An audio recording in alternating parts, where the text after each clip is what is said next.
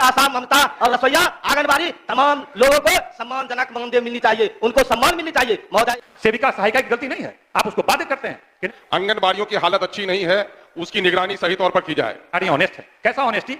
कौन नहीं जानता है पूरे इलाके में, कौन एमएलए नहीं जानता है कि प्रत्येक सीडीपीओ को मजबूर किया जाता है कि एक मोटी रकम दो, तुम केंद्र चलाओ नहीं चलाओ, बच्चे को पोषाहार दो नहीं दो, लेकिन हमको यह हिस्सा मिलना चाहिए, जिसके कारण है कि जब एक बड़ा हिस्सा वो दे देगा तो क्यों चलाएगा, किससे छुपा हुआ है? अब हमारा क्षेत्र को लीजिए, हमारे क्षेत्र में इंक्वायरी कीजिए, किसी सीडीपीओ क्या कहते हैं उसको, सेविका सहायिका की गलती नहीं है, आप उसको बाध्य करते हैं कि नहीं आप तुम दो जाके सो जाओ। ऐसी स्थिति है, आप जांच कर लीजिए मेरे इलाके में, और उसका वेतन वगैरह भी उसको देखा जाना चाहिए। पूरे बिहार की स्थिति है, जांच किसी एक जगह कर लिया जाए।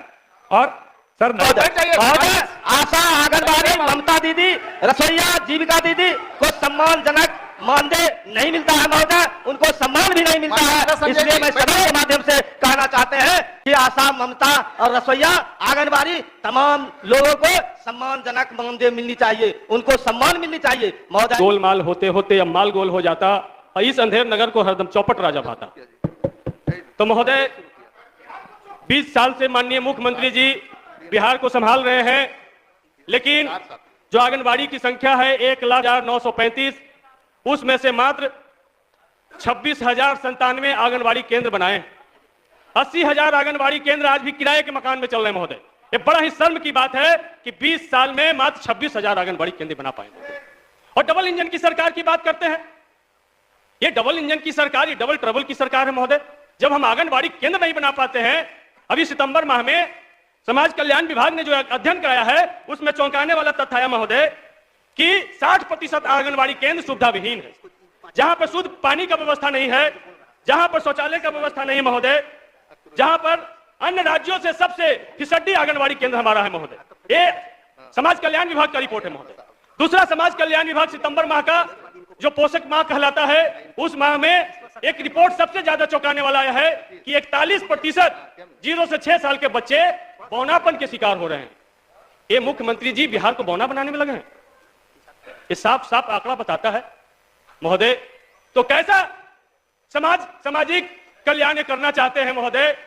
ये तो हम लोग समय समय पर देखते ही रहते हैं कि विधायिका और कार्यपालिका में किस तरीके का टकराहट होता है महोदय, कि माननीय मंत्री जी को भी राजधानी छोड़ करके अपने गृह जिला में चला जाना होता महोदय।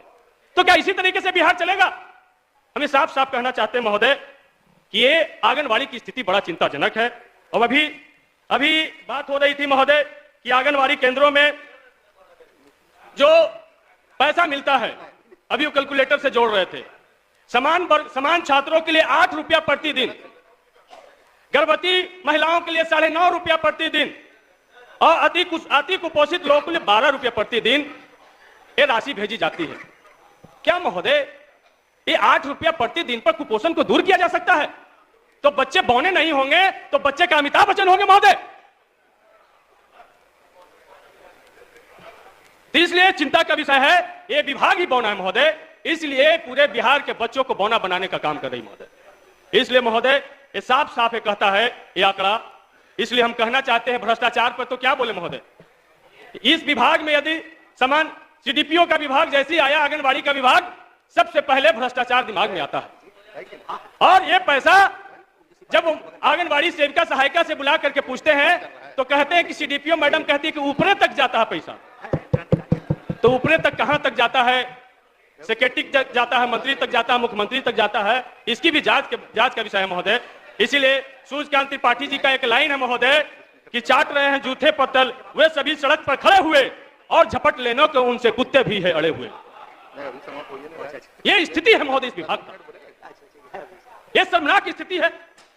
इस समाज कल्याण विभाग ने ही सर्वे करवाया है जिसमें 30% आंगनबाड़ी केंद्र समय पे नहीं खुलते हैं, और जो 80% आंगनबाड़ी केंद्र किराए के मकान में चल रहे हैं, ग्रामीण क्षेत्रों में मात्र 2,000 रुपया किराया और शहरी क्षेत्रों में 6,000 रुपया किराया। क्या किसी बुनियादी विद्यालय को चलाने के लिए 2,000 रुपया किराए का झोपड़ी में आप विद्यालय चलाएंगे? और प्रधानमंत्री ने आंगनबाड़ी केंद्र को प्ले स्कूल का दर्जा दे दिया। एक ऐसा प्ले स्कूल जहां पर बच्चे जो पोषाहार लेते हैं वहां पर मक्खियां भी मिलाती होती है, तो बच्चे बौने नहीं होंगे, कुपोषित नहीं होंगे तो क्या होगा? हम पूछना चाहते हैं महोदय कि क्या सरकार ने आंगनबाड़ी केंद्र बनाने का कोई पॉलिसी तय किया? जिस तरीके से हम लोगों ने सदन में तय किया कि अगर जमीन नहीं मिलता हो तो प्रधानमंत्री आवास योजना में राशि हम देंगे जमीन खरीदने के लिए, तो क्या इसी तरीके से आंगनबाड़ी केंद्र के लिए जमीन नहीं मिलता हो तो सरकार ने कोई पॉलिसी बनाई कि हम उस आंगनबाड़ी केंद्र को जमीन खरीद के बनाएंगे? सेविका सहायिका की बात जब करते हैं महोदय, अंतर्गत आईसीडीएस निदेशालय के द्वारा जिन महत्वपूर्ण योजनाओं का संचालन किया जाता है उनमें पूरक पोषाहार कार्यक्रम, किशोरी बालिकाओं के लिए योजना, प्रधानमंत्री मातृ वंदना योजना, राष्ट्रीय पोषण मिशन, आंगनबाड़ी केंद्र के बच्चों के लिए पोशाक योजना जैसी कई योजनाएं शामिल है। महोदय, पूरक पोषाहार कार्यक्रम अंतर्गत 6 माह से 6 वर्ष आयु वर्ग के बच्चों, गर्भवती तथा धात्री महिलाओं को पूरक पोषाहार प्रदान किया जाता है तथा मिशन सक्षम आंगनबाड़ी एवं पोषण 2 अंतर्गत स्कूल पूर्व शिक्षा, टीकाकरण, स्वास्थ्य जांच, पोषण एवं स्वास्थ्य शिक्षा तथा संदर्भ सेवाएं जैसी अन्य सेवाएं भी प्रदान की जाती है। वर्तमान में राज्य के सभी 38 जिलों के 544 बाल विकास परियोजनाओं अंतर्गत संचालित कुल 1,15,9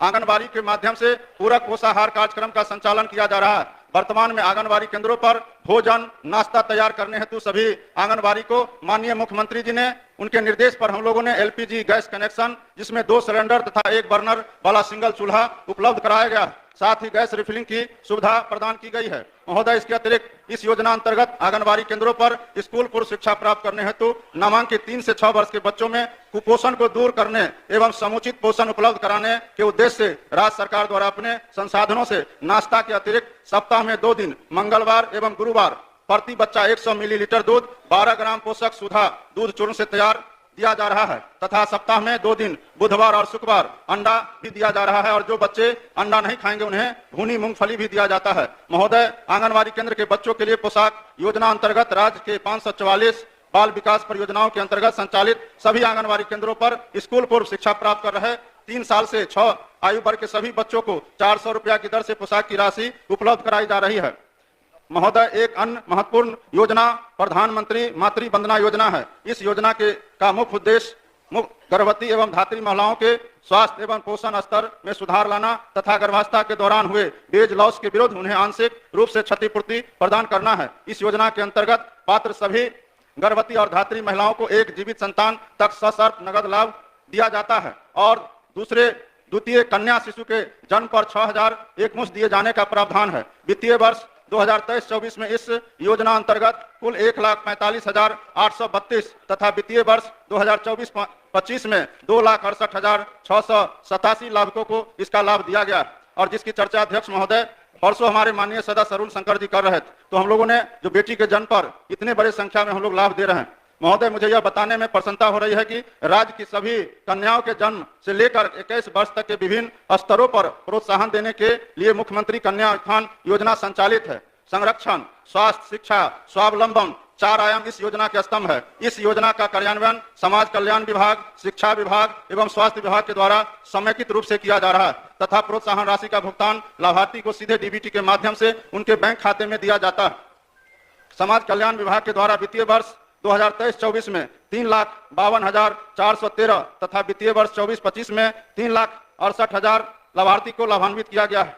महोदय, आईसीडीएस निदेशालय की तरह समाज कल्याण निदेशालय भी कई महत्वपूर्ण योजनाओं को देती है। महोदय, परवरिश एक ऐसी योजना है। इस योजना अंतर्गत अनाथ एवं बेसहारा बच्चों तथा दुसाध रोगों से पीड़ित बच्चों एवं दुसाध रोगों के कारण विकलांगता के शिकार माता पिता के संतान के अतिरिक्त वैसे बच्चे जिनके माता पिता की या तो मृत्यु हो गई है, मानसिक दिव्यांगता या कारावास में बंदी हो अथवा जिनके माता पिता किसी अन्य न्यायिक आदेश से वे अपने बच्चों का परवरिश करने में असमर्थ हो को समाज में बेहतर पालन पोषण एवं उनकी गैर सांस्थानिक देखरेख को प्रोत्साहित करने के लिए सहायता राशि प्रदान की जाती है। इस योजना का लाभ अभिभावक के नाम से खोले गए संयुक्त खाता में राशि सीधे डीबीटी के माध्यम से दिया जाता है। इस योजना के अंतर्गत चयनित बच्चों के पालन पोषण हेतु सहायता के रूप में 0 से लेकर के 18 वर्ष तक के बच्चों के लिए 1,000 प्रति माह की राशि दी जाती है। इस योजना के अंतर्गत 14,012 बच्चों को माह